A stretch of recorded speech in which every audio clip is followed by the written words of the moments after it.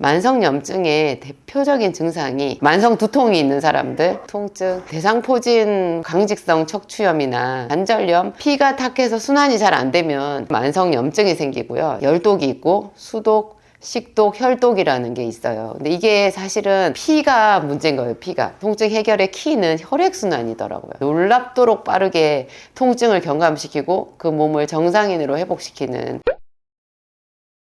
안녕하세요. 진약사입니다. 여러분, 통증으로 고생해 보신 적 있으세요?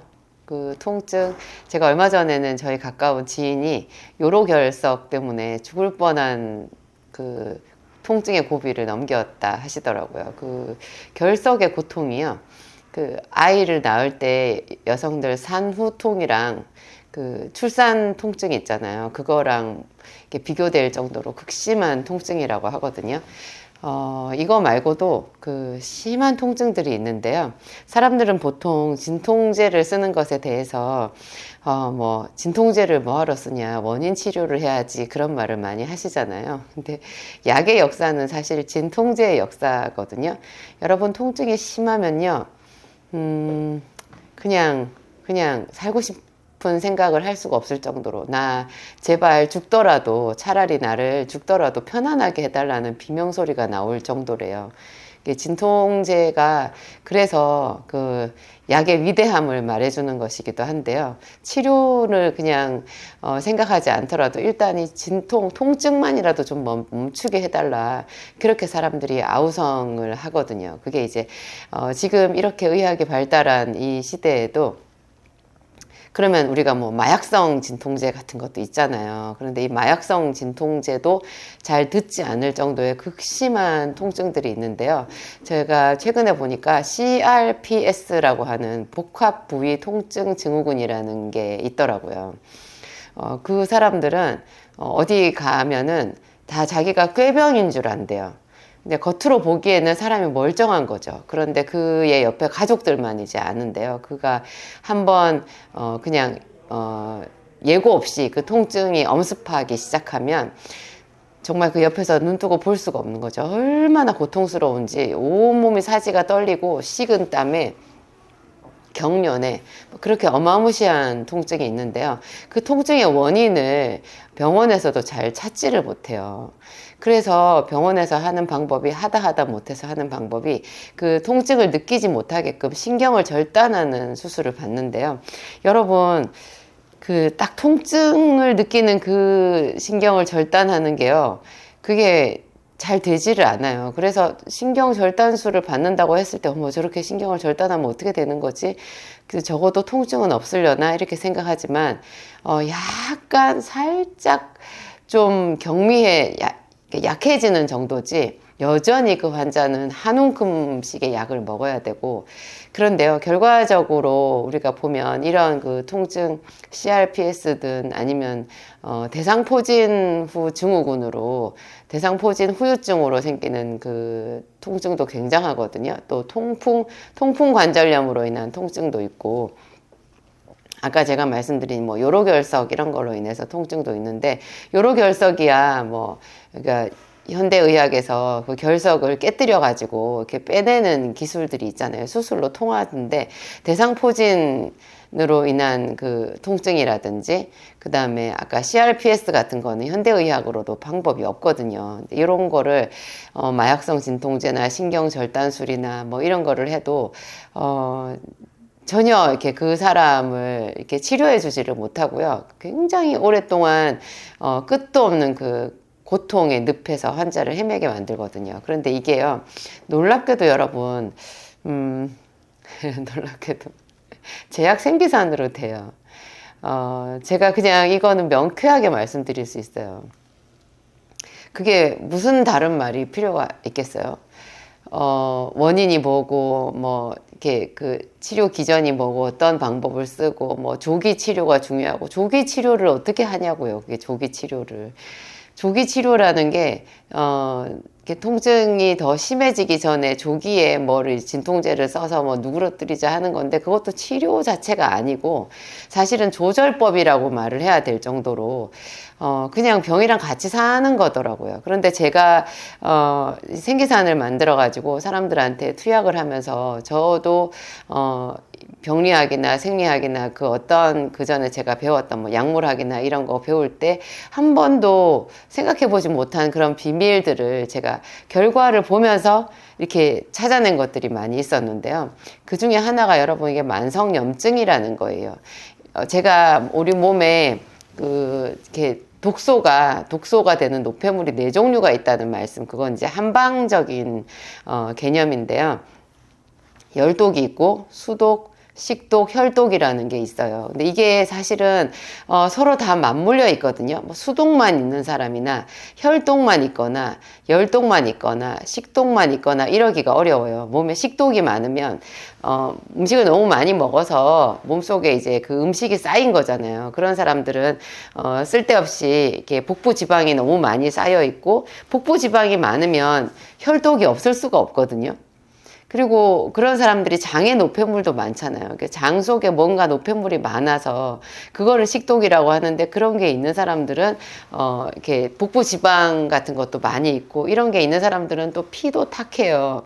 피가 탁해서 순환이 잘 안 되면 당연히 열독도 생기거든요. 그래서 이거를 구분은 하지만 딱히 어떤 한 사람에게 봤을 때 이 사람이 열독만 있다, 뭐 혈독만 있다 이렇게 말하기는 어려워. 그래서 이 4가지 노폐물이 다 서로 이렇게 어떤 게 좀 심하고 덜하고 이 차이지 다 서로 맞물려 있는데요. 이런 것들이 전부 다 우리 몸에 만성염증을 일으키더라고요. 만성염증의 대표적인 증상이 당뇨나 통증 같은 거예요. 여러분 극심한 두통이 있는 사람 보셨어요? 극심한 두통. 사실 극심한 두통 하면은 저는 멀리 갈 것도 없이 제가 그랬어요. 제가 정말 심한 두통을 20대부터 그런 두통을 알았었거든요.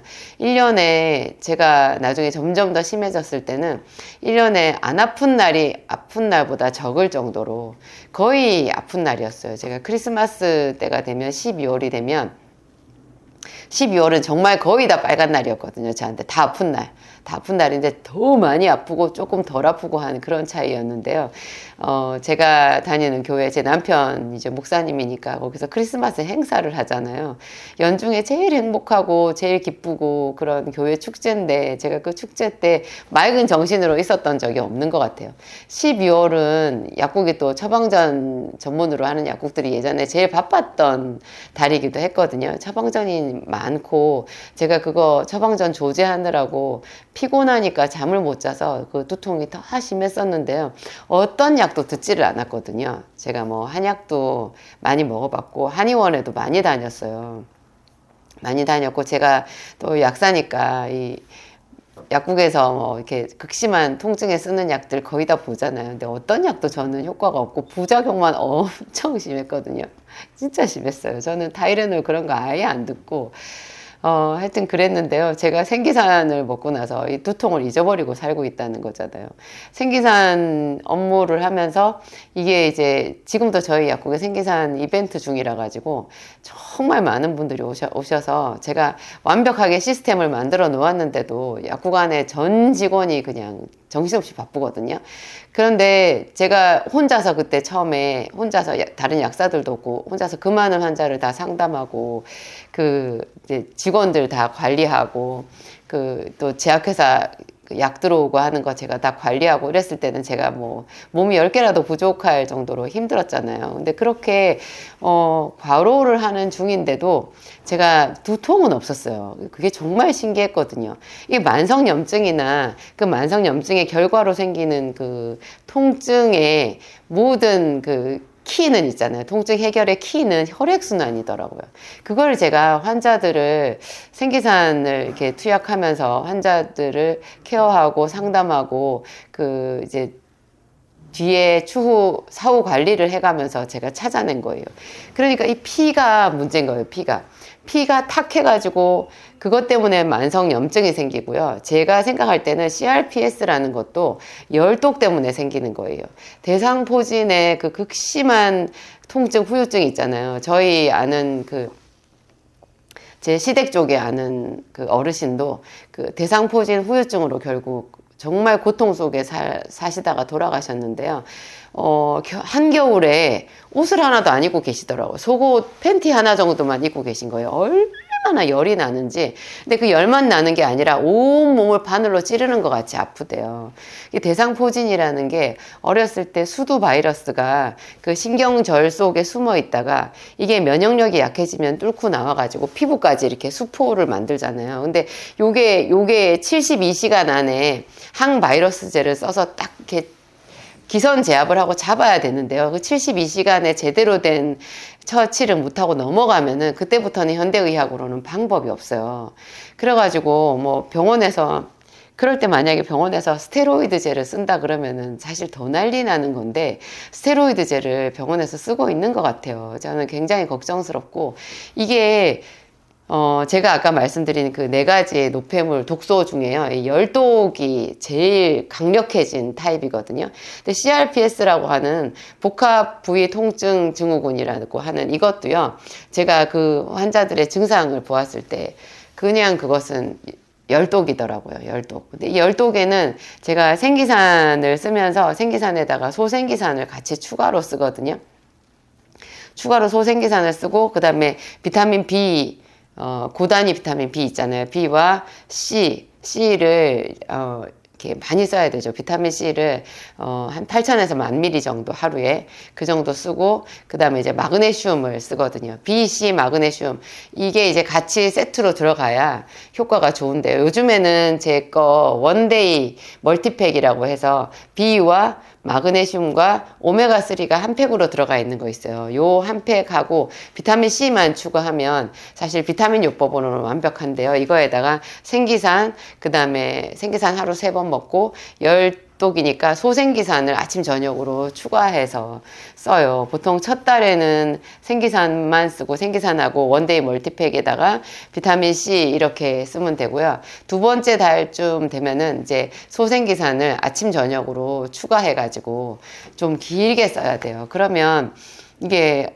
마약성 진통제보다도요, 그 통증을 경감시키는데 굉장히 탁월한 효과가 있는데, 이거야말로 그 사람들이 늘 꿈꾸는 원인 치료인 거죠. 원인 치료. 진통제 쓰면서 같이 쓸 수 있고요. 근데 이거 자체가 불을 끄는 것 같아요. 저도 그 항암을 하고 나서 제가 항암제 그 24시간 동안 주사를 맞았거든요. 항암제 이만한 그 팩 안에 들어있는 주황색 물약이 제 몸 속에 들어가서 지금까지도 제 속에서 살아서 일하는 것 같아요. 여러분, 제가 그래도 하나도 안 아파 보이죠? 여러분, 제 이 피부색이나 지금 제가 이만큼이라도 생활하는 거 전부 생기산 덕분이에요. 제가 제약 먹고 살았어요. 근데 그 항암제를 썼을 때 제가 느꼈던 그 느낌, 내가 온몸에 불이 붙은 거더라고요. 그 불이 제 골수까지 다 태워버리는 거예요. 피가 만들어지지도 않고 이미 생성된 피도 다 말라버린 것 같았어요. 그래가지고 그냥 딱 죽은 거죠. 뭐 제가 제 얼굴을 봤을 때 그냥 제 색이더라고요. 잿빛이 어떤 색인지 알죠? 여러분, 그거는 죽은 사람의 얼굴이었어요. 소변을 볼 수도 없고 대변을 볼 수도 없고 가스가 나가지도 않고 먹을 수도 없고 마실 수도 없었어요. 물을 한 모금 마시려고 하면 온 몸에 그냥 진저리를 쳐야 그 한 모금을 삼킬 수 있는 거예요. 이 안에 입에서부터 목구멍이 점막이 전부 다 완전 너덜너덜해져 가지고요. 이게 식도랑 위랑 장이랑 항문까지 요도까지 전부 다 너덜너덜해진 거죠. 제가 어떻게 살았는지 모르겠는데 그게 이제 한마디로 항암제가 제 몸에 불을 지른 거잖아요. 근데 생기산을 썼을 때 생기산이 불을 끄는데요. 저는 그 항암제로 인해 가지고 또 그 앞에 수술을 했기 때문에 이미 체력이 너무나 바닥난 상태였잖아요. 그래서 생기산을 쓰면서도 처음에 굉장히 힘들었어요. 생기산이 너무 연약한, 진짜로 말라버린 그런 음식을 못 먹는 사람한테는 이게 좀 센 약이 될 수 있거든요. 그래서 몸이 후덜거려요. 어지간하면은 후덜거리지 않는데 저같이 그때 그렇게 된 경우에는 그래도 생기산이 저를 살렸어요. 제가 어떻게든지 그 생기산과 비타민 B, C, 마그네슘, 오메가3를 먹고 여기까지 왔거든요. 제가 그 CRPS 통증으로 고통받는 사람들에게 정말 이 생기산을 권하고 싶어요. 그분들, 저도 이제 아파봐서 아는데, 극심하게 아프면, 그쵸. 살고 싶은 생각이 하나도 안 들어요. 정말 딱 죽었으면 좋겠다. 그런 입에 담지 못할 생각이 그냥 엄습해 오거든요. 근데요, 조금이라도 통증이 가라앉으면 사람은 정말 살고 싶어 하는 존재예요. 우리 몸에 있는 모든 장기들도요, 살기 위해서 몸부림치거든요. 심장도 마지막까지 뛰어요. 그래서 살아야 돼요. 제가 이 말 하니까 또 눈물이 나려고 하는데, 정말 만성 통증, 이 극심한 복합 부위 통증 증후군으로 고생하는 사람들은, 생기산 드셔야 돼요. 이게 혈독, 열독, 이런 것들을 다 정화시키기 때문에 놀랍도록 빠르게 통증을 경감시키고 그 몸을 정상인으로 회복시키는 그런, 효과가 있어요. 하여튼, 여러분들, 주변에 통증이 있으신 분들한테 이 소식 전해주시기 바랍니다. 저는 만성 두통이 있는 사람들에게도 꼭 이거 말씀드리고 싶고요. 그리고 우리 주변에는 그렇게 통증으로 고생하는 사람들이 많아요. 관절염, 류마티스성 관절염으로 인한 그런 통증, 또 뭐 강직성 척추염이나 그 몸속에 여러 가지 관절염이나 이런 걸로 해서 오는 통증이 있잖아요. 그 통증에도 생기산이 굉장히 잘 들어요. 정말 잘 들어요. 어떤 것보다도 저는 이 통증은 정말 사람을 죽게 만드는 거고 일상을 다 무너뜨리는 그런 거잖아요. 그런 파괴력이 있거든요. 이 통증을 생기산보다 빨리 없앨 수 있는 게 있나 그런 생각이 들어요. 이제 물론 뭐 열이 갑자기 많이 오르거나 그 독감 같은 것 때문에 이게 막 열이 오르면서 머리가 아픈 것은 생기산보다는 비타민 C가 효과가 더 좋긴 하거든요. 저는 독감이 오려고 할 때 그 비타민 C를 한 번에 2000ml 정도를 1시간마다 계속 이렇게 먹는 방법을 쓰는데요. 그 방법을 쓰면 진통제 하나도 먹지 않아도 저는 위장이 약해가지고 진통제 하나를 못 먹어요. 타이레놀 하나를 지금도 먹을 수 있는 체력이 안 되는데 제가 비타민 C 먹고 살고 있잖아요. 어떤 분들은 뭐 비타민 C 그거 먹으면 위장 빵꾸 난다. 빵꾸라는 말까지 막 강조해서 쓰시는데요. 오히려 위장을 살리거든요. 이게 참 우리 곁에 가까이에 엉뚱한 방법으로 큰 병원에서 그러니까 영영 낫지 않는 병으로 평생 관리를 받아야 된다 하는 것들이 의외로 쉽게 치료될 수 있는 이런 길들이 있다라는 게 참 다행한 일이죠. 여러분들에게 좋은 소식이 되었으면 좋겠습니다. 안녕하세요. 진약사입니다. 여러분 혹시 지방흡입이라는 말 들어보셨어요? 이게 이름이 참 주는 그 뉘앙스가 좋기도 하는데요. 그게 오해를 불러일으키는 게 많은 것 같아요. 정말 많은 것 같아요. 그 중에 하나가 이게 지방흡입이라는 건데요. 사람들이 이제 많이 먹고 요새 얼마나 먹을 게 많아요. 저도 아마 소화력이 좋았다면 저도 먹는 거 무척 좋아하거든요. 무척 좋아해요. 저 한때 옛날에 한 20살 뭐 이럴 때 재수하고 대학교 1학년 입학하고 이랬을 때는요. 제 키가 별로 안 큰데 제가 몸무게 70kg는 그냥 넘었던 것 같아요. 그때 그래가지고 제가 본래 실물로 보면 제가 눈이 엄청 크거든요. 사람들이 얼굴에 눈이 왜 이렇게 크냐 이렇게 말할 정도로 눈이 컸는데 그때 제 눈이 작아졌었어요. 얼마나 살이 밀려가지고.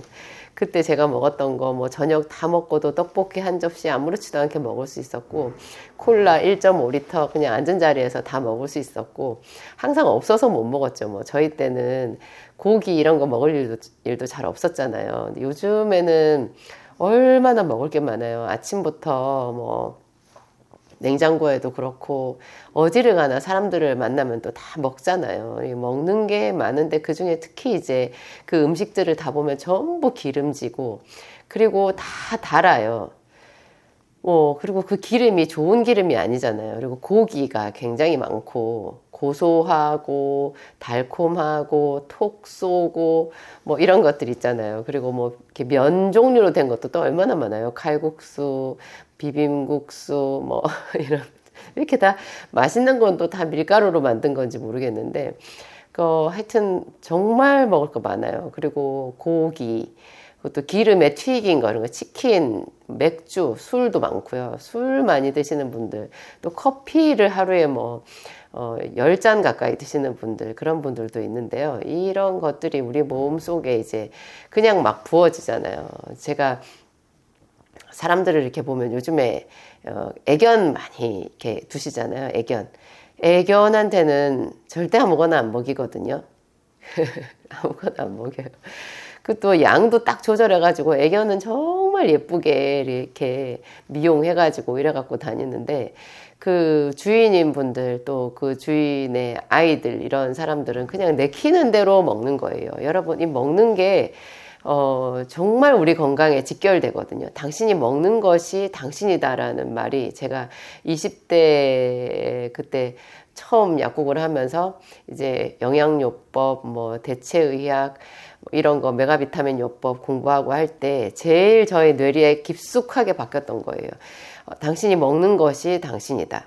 근데 너무 사람들이 이렇게 먹는 식습관이요, 이렇게 천차만별이에요. 이렇게 날씬한 사람들이 있고, 이렇게 좀 체격이 크신 분들이 있고, 또 다이어트를 할 때도 너무 치우쳐가지고 다이어트를 하시잖아요. 그것은 다이어트라는 말이 본래 식이요법이라는 뜻인데요. 이게 식이요법을 하는 정도가 아니라 그냥 몸을 학대하시는 분들도 많이 있어요. 원푸드 다이어트. 너무 안 먹고 그냥 한꺼번에 한 달에 뭐 한 20kg, 10kg 이상을 이렇게 빼버리고, 그러면 우리 몸에는 뭐 엄청난 스트레스거든요. 이게 이런 것들이 막 난무하다 보니까 이제 사람들이 먹는 거는 계속 먹고 싶은데 살은 빼고 싶잖아요. 그리고 이 살이 미관상도 안 좋지만 이제 나이가 들면 뭐 통풍, 고혈압, 당뇨, 각종 이제 뭐 관절염에다가 뭐 여기저기 원인을 모르는 통증에다가 또 혈관 질환, 이런 거, 뭐 눈으로 눈 중풍이 오시는 분들도 있고, 그러면 눈이 가는 거예요. 여러분, 안 보이는 거 상상이 되세요? 근데 이게 아무거나 막 먹어서 눈도 갈 수 있어요. 좀 제가 이렇게 즐거운 얘기를 해야 되는데, 이제 사람들 이렇게 주변에도 먹는 거 보면은 먹는 거에 어떤 제동이 안 걸리는 분들이 계시더라고요. 근데 그렇게 먹는 것에 비해서는 그분의 몸이 대단하다는 생각이 들어요. 저는 그렇게 많이 먹는 사람들이 병원 가서 이렇게 검사해가지고 가져온 수치 보면 생각보다는 또 이렇게 심하지는 않더라고요. 근데 그게 이제 일종의 시한폭탄이라는 거죠. 어느 한순간에 이제 훅 가버릴 수 있는 거예요. 근데 그 사람 몸 속에서 엄청난 그 생화학 반응으로 막 노폐물을 몸 속에서 처리를 하려고 안간힘을 쓰는 거잖아요.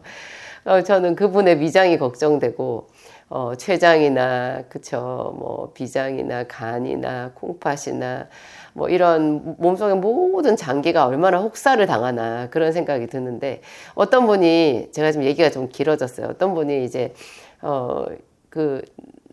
눈 중풍이 와가지고, 너무 많이 먹는 고도 비만인 환자였는데, 이미 당뇨나 혈압이나 이런 것도 조금씩은 있었지만, 약을 먹고 유지하는 중이었는데, 이제 그게 눈 중풍이 와버리니까 이건 어떻게 안 되잖아요. 근데 이제 의사 선생님이 살을 빼시오. 특히 그 당신의 복부지방을 빼시오. 이렇게 말을 하니까 이제 이분이 다이어트라고 했는데, 제가 봤을 때는 다이어트가 아니라 그냥 식이 조절을 하신 게 아니라, 다이어트는 식이 조절이니까요. 그걸 하신 게 아니라 그냥 운동을 하신 거예요. 여러분, 운동 아무리 해도요, 많이 먹는 거, 그거를 아무거나 먹는 그거를 절제하지 않으면 이 운동으로 감당이 안 되거든요. 그리고 이미 그 눈 중풍까지 왔을 정도고 고도 비만으로 됐을 정도면 그게 긴 세월 동안 그 사람의 몸에 쌓여서 넘친 거거든요. 그게 좀 길게 시간을 회복하는 것도 길게 시간을 둬야 되고, 꾸준히 노력을 해서 이렇게 점차로 제 몸을 만들어 간다라는 그 원리는 일정한 거예요. 근데 그분은 이제 마음이 급하셨던 거죠. 그래서 운동을 해도 안 되니까 지방 흡입술을 선택을 했어요. 그분이 생각한 지방 흡입술, 여러분이 생각하는 지방 흡입술은 어떠세요? 그냥 배에다가 빨대 하나 딱 꽂아가지고 지방을 훅 빼낼 것 같잖아요. 놀랍게도 저도 그렇게 생각했었어요. 이거를 찾아보기 전에는 그렇게 생각했었는데, 와, 여러분, 그 복부 비만을 치료한다라는 것은 본래 내장 지방을 뺀다라는 얘기인데요. 지방 흡입술은 내장 지방을 빼는 게 아니고요. 피하 지방을 빼는 거래요. 이 피하 지방이라는 건 이렇게 그 살 사이에 이렇게 들어가 있는 지방이잖아요. 살 사이에 제일 겉에 표피, 진피, 그 밑에 지방층, 그 밑에 이제 또 이렇게 근막이나 다른 층이 들어가는데 그 사이에 있는 고기다가 대롱을 넣어가지고 구멍을 뚫어서 대롱을 넣어서 거기에 있는 지방세포를 약을 넣어가지고 녹여서 끌어내는 거더라고요. 근데 그게 개복을 하는 게 아니라 이렇게 긴 대롱을 보이지 않는 살 속에 집어넣는 거기 때문에 마치 의사들 입장에서는요, 눈을 감고 수술하는 거랑 같대요. 굉장히 위험하고 또 결정적으로 우리가 생각하는 내장 지방을 딱 빼내는 게 아닌 거예요. 내장 지방을 그렇게 뺄 수가 없대요. 피하 지방을 빼내는데 이게 이제 지방을 녹이는 약을 넣어가지고 그렇게 빼기 때문에 굉장히 위험한 거죠. 그 지방이 녹아가지고요. 흐물흐물 이렇게 해지잖아요. 근데 그거를 다 빼지를 못하거든요. 다 빼지를 못하고 남아있잖아요. 또 다 빼서 될 일도 아니에요. 그러면 약에 의해서 그게 녹아가지고 혈액 속으로 돌아다니다가 그게 혈관을 막으면 지방 색전증이 돼서 정말 크게 위험해질 수도 있는, 그래서 가끔 사망하는 환자들이 있거든요. 정말 운이 나쁘면 지방 흡입술을 멀쩡하게 받고 다음날 돌아가시는 분들도 있는 거예요. 우리가 목숨을 걸고 지방 흡입을 할 일은 아니잖아요. 그런데다가 이게 하여튼 부작용 정말 대단하던데요. 이 다리에다가 지방 흡입을 했는데 양쪽 다리가 사이즈가 다른 거예요. 굵기가 달라요. 근데 그걸 재수술을 해도 굵기를 똑같게 만든다라는 것은 굉장히 어렵다는 거예요. 팔 굵기가 양쪽이 다른 사람들도 있더라고요. 이 지방 흡입은 굉장히 작은 부위에, 좁은 부위에 이렇게 그 부위만 살짝 이렇게 하는 거래요. 이거를 광범위한 부위에 팔이나 다리 이렇게 이거를 날씬하게 이렇게 빼는 그런 용도로 나온 수술이 전혀 아니라는 거죠.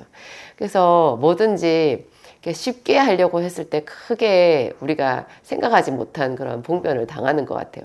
저는 오늘 제가 제목이 지방 흡입 방법은 따로 있다 그런 말을 했잖아요. 여러분 우리 몸에도요 그런 과도한 지방 같은 게 있으면 그걸 어떻게든지 처리하려고 하는 시스템이 이미 있어요. 그게 제가 말씀드리는 우리 몸의 노폐물을 제거하는 그 시스템이거든요. 근데 노폐물 4가지를 제가 자주 언급하죠. 식독, 혈독, 수독, 열독. 이런 게 있어요. 이 지방은 식독에 들어가는데요. 또 이런 지방이 과다하게 많으면 열독도 생기고요. 이 지방이 과다하게 많으면 피가 탁해져서 혈독도 생겨요. 그래서 또 이게 한방에서 말하는 수독 있잖아요. 한방에서 말하는 수독은 물만 얘기하는 게 아니라 지방도 수에 들어가요. 참 신기하더라고요. 지방이 많은 것도 수독이에요. 그러니까 고도 비만으로서 북부지방이 많으면 이 4가지 독이 사실은 다 있는 거예요, 몸에. 그런데 이제 이런 것을 처리하는 방법. 일단 여러분 너무나 싱겁지만 잘 아는 먹는 거를 조절해야 되고, 너무 이제 항상 소식을 하는 게 제일 중요하잖아요. 소식하고 그래서 참아야 돼요. 소식하고 음식 먹는 내용을 바꾸셔야 돼요. 그래서 저는 딱 끊는 것보다는 먹는 양을 반으로 줄이시라. 근데 반으로 줄이면 고통스럽잖아요. 그래서 자기한테 이렇게 말하라 그래요. 이거 반만 지금 먹고 나머지 반은 한 2시간 있다 먹자. 이렇게 있잖아요. 자기를 달래는 거예요. 살살 자기 몸과 자기 마음을 달래는 거, 이거 기술이거든요. 우리가 다른 사람만 설득하는 거 기술 아니에요. 자기의 마음과 자기의 생각을 스스로 컨트롤해서 자기를 설득하는 이거 굉장히 내공이 큰 사람들이 할 수 있는, 사람이 할 수 있는 자기 절제력이거든요. 이거를 좀 이따 먹자. 이게 문제가 뭐냐면 한꺼번에 확 먹는 게 항상 문제거든요. 그래서 아침에 한 끼로 끝냈던 그거를 아침에 먹고 한 2시간, 3시간 있다 또 2시간, 3시간 지난 다음에 또 조금만 먹고 이거 한 1시간만 있다 먹자. 이런 식으로 이렇게 미루는 거죠. 어디 가서 카페 음료를 마셔도 반만 먹는 거예요. 반만. 이런 식으로 해서 양을 조금씩 절제하고 또 저녁에 처음부터 뭐 5시 이후에는 아무것도 안 먹는다. 이런 것보다는 처음에는 8시 이후에는 먹지 않는다. 그렇죠. 보통 사람들이 오늘까지만 먹고 내일부터 다이어트 하자 하는데 저는 반대로 말해요. 오늘까지만 참고 내일 아침에 먹자. 이렇게 바꾸는 거죠. 제가 그렇게 많이 했던 것 같아요. 저도 지금 항암 후유증 때문에 속이 안 좋아가지고 저녁에 정말 배가 고파도 뭘 먹을 수가 없는데 제가 저를 다루는 방법 괜찮아 내일 아침에 먹자 이렇게 하거든요. 그리고 한 입만 먹자 이런 식으로 제가 방법을 쓰는데요. 이런 방법을 쓰면서 제가 드리는 생기산 비타민 요법을 한번 해보세요. 제가 너무 지나치게 뒤에 지금 본론이 나온 건데 여러분 제가 만든 생기산과 비타민 B, C, 마그네슘, 그 오메가3 이런 거 있잖아요. 그리고 요새는 원데이 멀티팩이라고 이런 거를 하나로 넣어놓은 것도 있잖아요. 비타민 C만 빼고 B와 마그네슘, 오메가3 이거를 한 팩에 넣어놓은 거 있어요. 요거를 하루 한 팩 드시고 비타민 C를 하루에 한 8,000ml 이상을 한 번에 2,000ml씩 이렇게 하루 종일 나눠가지고 이렇게 먹으면서 생기산까지 드시잖아요. 그러면 여러분들이 약간만 그 식이요법 다이어트를 시도를 했을 때 이게 훨씬 더 수월하게 매끄럽게 갈 수 있게끔 도와줘요. 이게 다이어트를 한다라는 게 우리 몸에 그동안 묵혀져 있던 쓰레기를 치우는 거기 때문에 저항도 만만치 않거든요. 우리 몸은 그냥 있던 거를 그대로 가지고 있으려고 하는 성질이 또 있어요. 왜냐하면 이 지방이 하루아침에 생긴 게 아니기 때문에 그게 예전으로 돌아가려고 하는 그게 이제 우리 몸에는 되게 새삼스러운 거죠. 그래서 서서히 노폐물 제거 시스템을 가동을 해야 되는데요. 그렇게 하려고 하면 이런 좀 보조적인 방법이 필요한데 제 거 생기산 B, C, 마그네슘 그러니까 원데이 멀티팩이랑 비타민 C랑 이런 거를 이렇게 같이 드시잖아요. 그러면 비타민 B하고 마그네슘, 오메가3 이런 게요. 우리 몸 속에 있는 그 지방을 녹여서 에너지원으로 쓰는데 굉장히 도움이 돼요. 그냥 음식을 딱 끊으면 기운이 하나도 없거든요. 그런데 이 원데이 멀티팩 안에 들어있는 비타민 B, 마그네슘, 오메가3 이런 거를 먹잖아요. 그러면 이게 지방세포 속에 있는 그 지방을 녹여가지고 그걸 대체 에너지로 쓰게끔 그 생화학 반응을 유도하는 작용이 있어요. 왜냐하면 이런 것들이 거의 우리 몸의 생화학 반응의 보효소로 작용을 하거든요. 그래서 그렇게 식사량을 좀 줄이고 했는데도 기운 없지 않고 오히려 뭐 비빔국수에 떡국에 잔뜩 먹고 축 처져 있었던 사람들이라고 해도 오히려 그런 것을 안 먹었는데 커피도 안 마셨는데 정신이 말똥말똥해지는 그런 새로운 신세계의 체험을 하실 수 있거든요. 제가 원데이 멀티팩을 여러 사람한테 선물로 드려봤는데요. 물론 출시되기 전에 이미 충분한 저희 뭐 임상 자료가 있지만 또 이 제품을 만든 다음에 또 제가 사람들한테 이렇게 줘봤거든요. 전부 다 한결같이 하시는 말씀이 이 피로회복에 상당히 도움이 된다는 거예요. 피로회복에 도움이 되면서 어떻게 되냐. 그분 얼굴이 예뻐져요. 여러분, 노폐물이 빠져나가잖아요. 노폐물이 빠져나가면 피부가 굉장히 생기가 생겨요. 제가 그 유튜브에서 어떤 분 봤는데 세상에 머리카락이 별로 없는 거예요. 여기가 여러분이 머리카락이 여기가 많아야 사람이 젊어 보이거든요. 근데 여기가 홍해요. 푹 꺼졌어. 머리도 파시시해요. 그런데 배는 이렇게 막 두 겹, 세 겹으로 겹쳐 있으신데요. 먹는 걸 얼마나 잘 드시는지 그냥 뭐 이렇게 면 종류 큰 사발로 막 흡입하시더라고요. 그리고 막 국물 종류도 막 쫙 드시고 거기다 밥 말아서 드시고 그렇게 먹고는 다 먹고 나니까 든든하다 이렇게 하시고는 그 다음에 기운이 하나도 없어서 쓰러져서 모질을 하시는 거예요. 그러면서 하시는 말이 자기가 잠을 잘 때 제대로 자본 적이 없대요. 온몸이 다 쑤시고 이 다리 이런 데가 저려가지고 방에서는 아예 못 자고 거실에서 이리 뒹굴 저리 뒹굴 하면서 자다가 일어나서 자기가 자기 발을 끌어안고 손으로 주무르고 어쩔 때는 바늘로 자기 발을 찌르고 싶대요. 그러면서 겨우 주무신다는 거예요.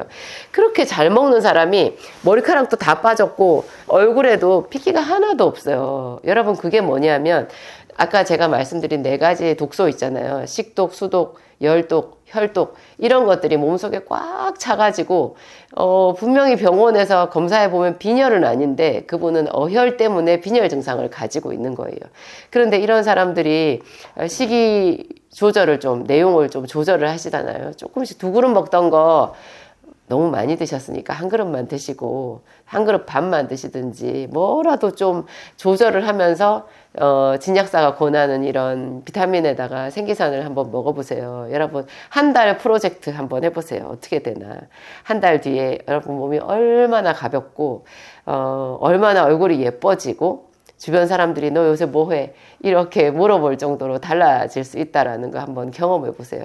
이게 그냥 살을 안 먹어가지고 한 20kg씩 빼잖아요. 그러면 사람이 되게 수척해져요. 게다가 이제 그게 나이가 30대 이상 넘어서 40대, 50대 이럴 때 하잖아요. 그러면 살이 쭉쭉 처져요. 이게 얼굴이 그냥 흘러내려요. 근데 이게 비타민C를 하루에 한 8,000ml 이상을 드시잖아요. 그러면 여러분, 이 얼굴에 주름이 별로 없어요. 제가 가까이서 사람들이 보면 나이보다 젊어 보인다는 얘기를 조금은 듣거든요. 조금은 듣는 사람인데 그 비결이 비타민C를 엄청 먹는 거예요. 그게 제가 항암에서도 살아나는 가장 효과적인 방법이었고, 또 비타민C는 얼마나 싸요. 제 거 뭐 생기산 원데이 멀티팩 이런 거 먹을 엄두가 처음에 안 나시는 분들은 비타민 B랑 비타민 C만도 한번 먹어보세요. 제 이름 비타민 B 있잖아요. 그거 하루 하나라고 비타민 C를 하루에 6,000ml부터 한번 시작을 해보세요. 처음에는 가스가 좀 나올지 몰라도 위장도 오히려 더 튼튼해지고요. 뭔가 생기가 나고 생기가 나서 움직여야 여러분 먹은 게 에너지로 좀 빠지면서 살이 덜 찔 거 아니에요. 사람이 자꾸 축축 처지면서 그 더 음식이 땡기는 거거든요. 하여튼 그래요. 이 지방 흡입이라는 거요. 수술 때 누워서 하는 거 아니고 여러분 속에 있는 그 노폐물 제거 프로그램을 여러분 스스로 가동하게끔 해주셔야 돼요. 그게 적당한 운동, 정말 조금이라도 하는 자기 심기일전 식이요법 있잖아요. 그리고 저는 운동을 얘기할 때 걷다가 뛰다가 하라고 말씀을 드리거든요. 너무 천천히 저도 요새 기운 없어서 천천히 걷기만 하지만 웬만하면 걷는 정도의 속도로 뛰다가 또 걷다가 뛰다가 걷다가 젊은 사람이면 제법 뛰어보세요. 뛰다가 또 걸어요. 걷다가 또 좀 뛰다가 이런 거를 반복하는 거예요. 우리 몸속에 있는 지방을 녹여내는 혁신적인 프로그램이에요. 이런 거를 통해서 가장 원시적인 것 같지만 이게 가장 과학적이거든요. 이런 방법으로 여러분 건강을 찾으시고 젊음을 회복해 보시기 바랍니다. 정말 여러분 몸에 라인이 생길 거예요. 안녕하세요. 진약사입니다. 여러분 콜레스테롤 수치에 대해서 고민하고 계신 분들이 아마 제 영상에 들어오셨을 것 같은데요. 제가 단적으로 말씀드리면 콜레스테롤 수치에 속지 마십시오 하는 거예요. 콜레스테롤 수치에 대해서 우리가 상당히 좀 아는 게 있어야 되고 공부를 해야 돼요. 그냥 병원에서 주는 그 검진표에 따라서 내가 콜레스테롤 혈증, 고지혈증이라서 약을 먹어야 되고 약을 먹어서 지금 정상이기 때문에 괜찮구나 이렇게 생각을 간단하게 하실 일은 아니라는 거예요. 대부분 사람들이 콜레스테롤이 나쁜 건 줄 아시는데요. 일단 콜레스테롤이 우리 몸의 필수적인 물질이라는 것부터 이해를 하셔야 돼요. 여러분 우리 몸속에 있는 콜레스테롤은 일종의 기름이잖아요. 그 필요 콜레스테롤의 거의 한 70% 정도인가 그 정도를 간에서 생합성을 해요. 정말 필요하기 때문에 간에서 직접 그 콜레스테롤을 만들어 가지고 쓰거든요. 여러분 그 탄수화물 밥이나 빵이나 그 버터 안 들어간 그냥 순수하게 밀가루 있잖아요. 보리, 잡곡 이런 것들도 몸속에 들어가면 그것이 당이 되고 나중에 기름이 된다라는 거 혹시 알고 계신가요? 절에서 정말 채식만 하시는 스님들도요, 몸속에 기름이 많아요. 왜냐하면, 이렇게 탄수화물이라고 하는 것이 또 과일 속의 당이라고 하는 것도 다 분석을 해서 분해를 해서 들어가면 탄소, 수소, 산소, CHO 이걸로 만들어져 있거든요. 요거를 배열만 바꾸면 이게 기름이 되는 거예요. 참 신기하죠. 여러분 기름이 탄수화물과 같아요. 그래서 우리 생각해 보면 소나 염소나 양은 풀만 먹잖아요. 그런데 소 기름 굉장하죠. 소가 또 덩치가 좀 커요. 제가 시골에서 송아지를 봤을 때 우와 송아지가 결코 작지 않구나. 황소는 엄청나구나. 막 이런 거 알았었거든요. 초식 동물들이 커요.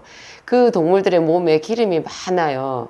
동물만 그런 것이 아니라 사람도 채식을 많이 먹으면 그게 그대로 고지혈증으로 갈 수가 있어요.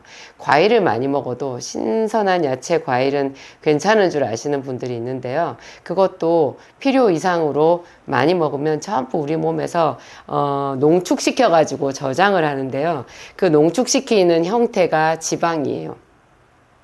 근데 이 지방 중에서도 이제 콜레스테롤이라고 하는 물질이 있잖아요.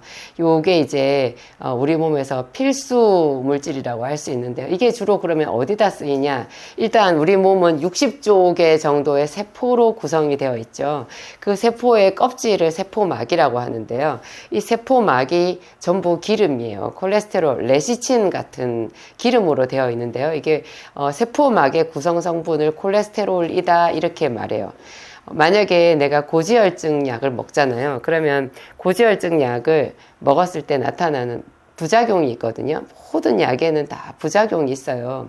여러분 의사 선생님들이 처방하는 약이라고 그게 몸에 좋은 약이 절대 아닙니다. 그게 부작용이 있기 때문에 의사의 처방하에 쓰고 약사의 복약 지도를 통해서 관리를 하는 거예요. 그게 몸에 좋은 약이 아니에요. 웬만하면 약을 안 쓰는 게 좋다라는 거 인식하셔야 되고요. 그 콜레스테롤 약을 먹게 되면 우리 몸에 세포막이 녹는데요. 특히 근육막이 녹아요. 그래서 통증이 있거든요. 통증을 많이 느끼는 사람들이 있는데 그게 이제 고지혈증 약, 콜레스테롤 약의 대표적인 부작용이라고 할 수 있어요. 뭐 부작용 그거 참으면 되는 거 아니야 싶지만 사실 부작용이 우리가 약을 먹어서 얻으려고 하는 이익보다 더 큰 경우도 있어요. 그 절대 부작용을 무시할 수 없거든요. 그 통증의 원인이 뭐냐? 근육의 막이 녹아서 생기는, 그러니까 근육이 녹으면서 생기는 통증이에요. 그러니까 굉장히 심각한 거죠. 참아서 될 일은 아닌 거예요. 그래서 이거를 병명으로 횡문근 융해증이라고 그래요. 횡문근 융해증. 그러니까 근육이 녹아서 생기는 거니까 고지혈증 약을 오래 먹은 사람들, 예민한 분들은 바로 느끼는데요. 다리는 가늘어지고 배가 나온다 그래요. 그리고 어떤 분들은 이런데 어깨 같은데 막 통증이 생기고 이렇게 영 힘을 잘 못 쓴다라는 그런 말씀을 하시는 분도 있고, 제가 독특한 그 한 가지 사례는요. 그분은 성가대에서, 교회 성가대에서 노래를 부르시는 분이었는데 세상에 고음이 안 올라간대요. 자기 아무렇지도 않게 불렀던 그 소프라노 고음이 안 올라간다 그러시고, 어떤 분들은 역류성 식도염이 생긴 거예요. 자기가 왜 역류성 식도염이 생겼는지 이해를 할 수가 없었는데 나중에 가만히 보니까 고지혈증 약을 먹기만 하면 이 역류성 이렇게 식도염, 여기 가슴이 타는 그 식도염이 생기는 거예요. 그분은 왜 그러냐면은 그 위장에 이렇게 관략근이 있거든요. 여러분 항문만 관략근이 있는 게 아니라 위장에서도 이 위쪽에 올라가지 못하도록 막는 관략근이 있어요. 이게 근육이잖아요. 이게 녹는 거예요. 그분은 특이하게 이 관략근이 굉장히 그 고지혈증 약에 취약한 거죠. 그래서 그 관략근 그 근육이 녹아가지고 이게 거꾸로 역류를 해가지고 굉장히 고통을 받으시는데, 그게 그분이 느끼는 것만 여기 있는 거지 구석구석 어디 근육이 녹고 있는지 알 수 없잖아요. 콜레스테롤은 이처럼 세포막의 구성성분, 근육막의 구성성분이면서 또 전체 콜레스테롤의 한 25%나 30% 정도는 뇌에 존재해요.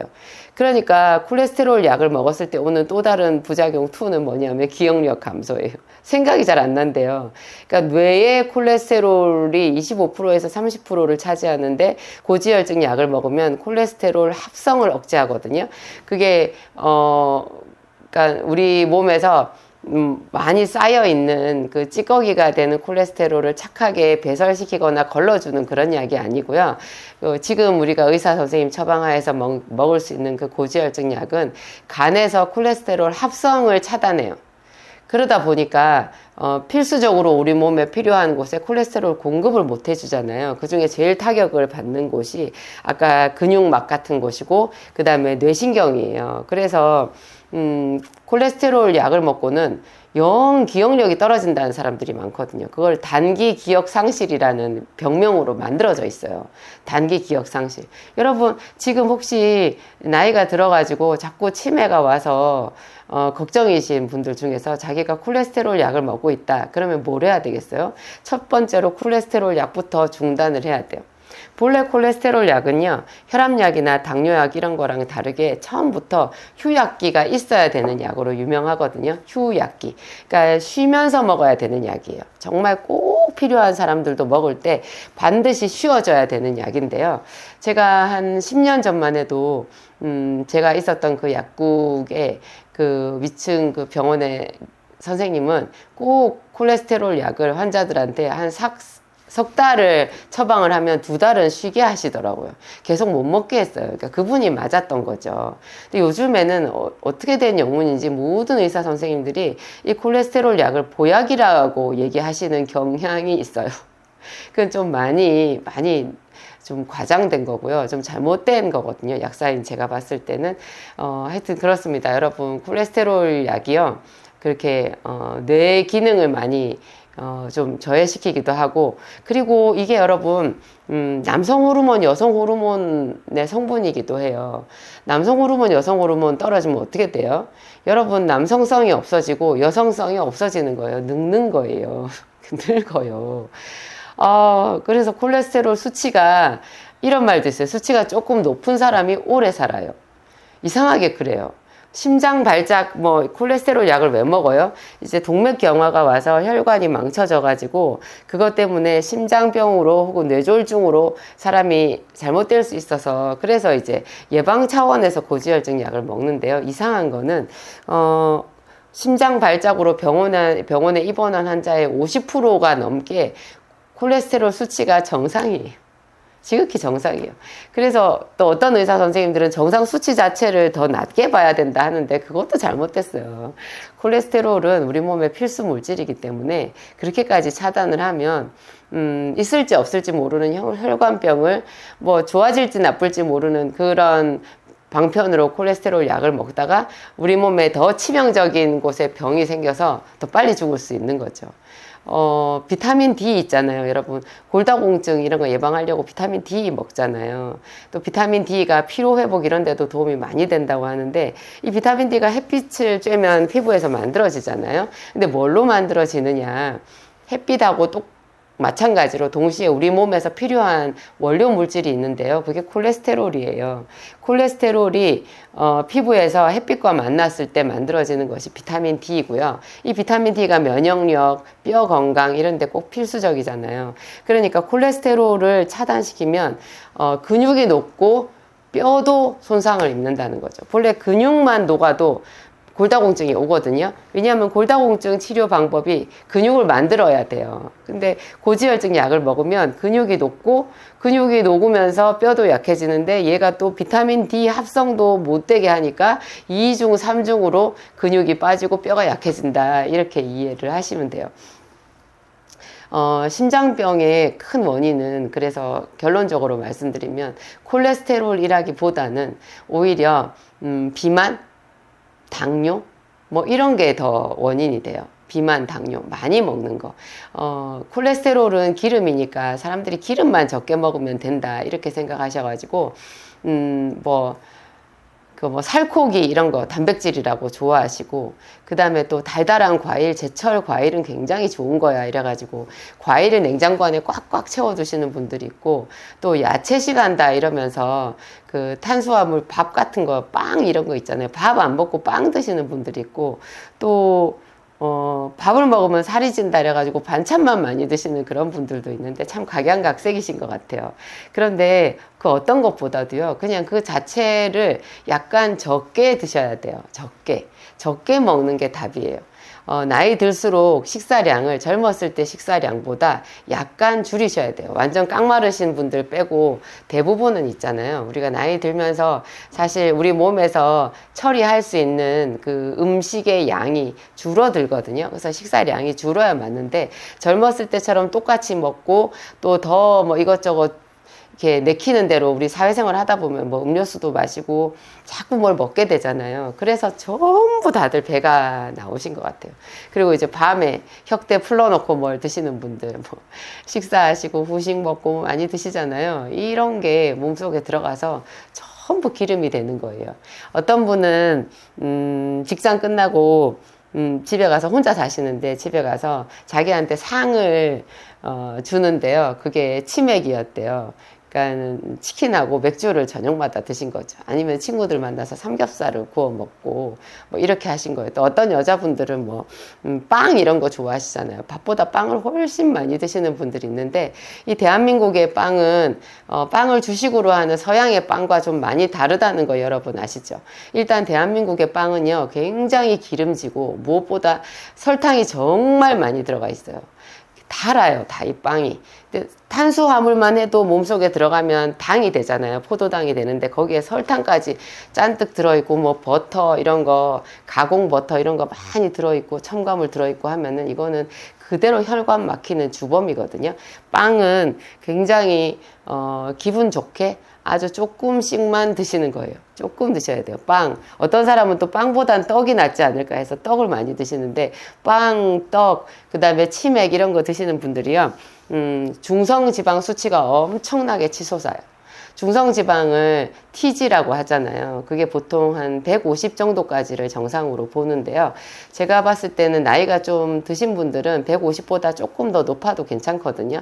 근데 이게 식생활을 잘못하게 되면 이렇게 아무거나 먹고 배가 나오고 이렇게 되면요. 중성지방이 다 200이 넘어요. 제가 본 어떤 사람은 뭐 600씩, 500, 600 이렇게 나가더라고요. 깜짝 놀라는데 그럴 때 약을 처방받아서 먹는다? 아니에요.